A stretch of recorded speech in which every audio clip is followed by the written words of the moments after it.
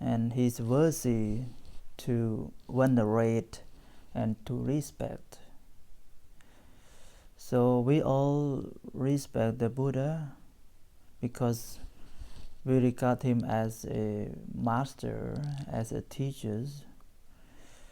We take refuge in Tripoism, but we just recall his, his attribute and his quality is much different from other faiths that sometimes we have come through.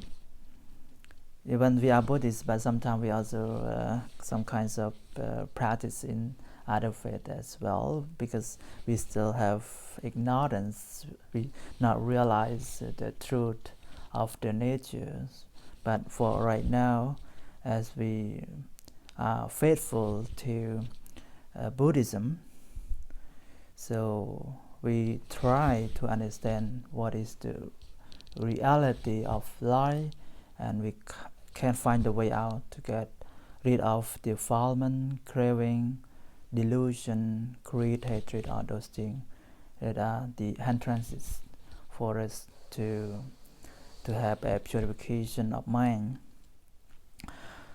We all have the defilement like greed, hatred, and delusion. So in the present life, we sometimes accumulate the merit, the wholesomeness, and sometimes unwholesomeness, that the akusala and kusalas come together.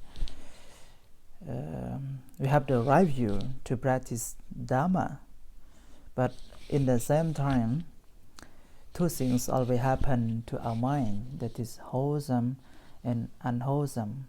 So sometimes we are not really a purified one, is unpurified being too, because we still have defilement in our mind.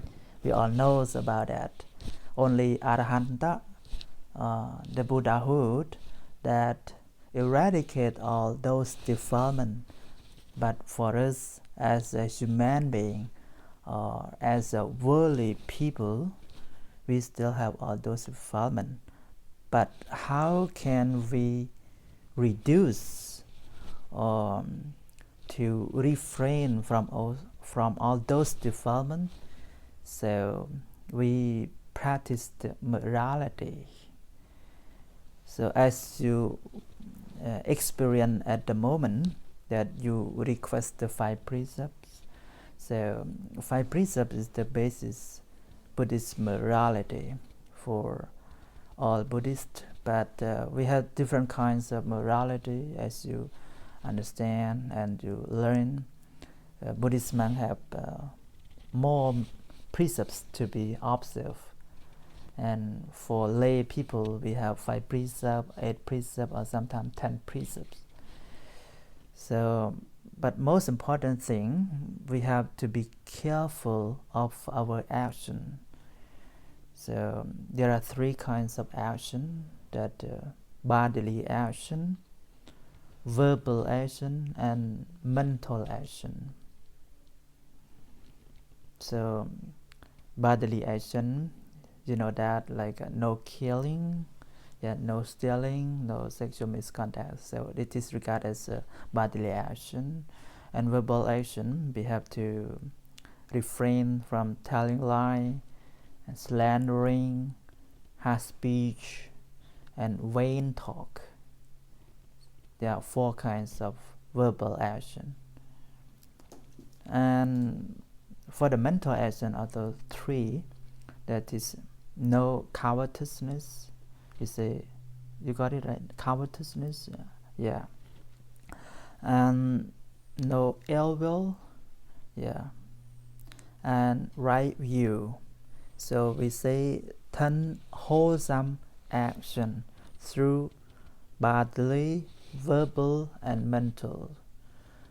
So as long as we refrain from all these things, we will be purified. That means we observe morality.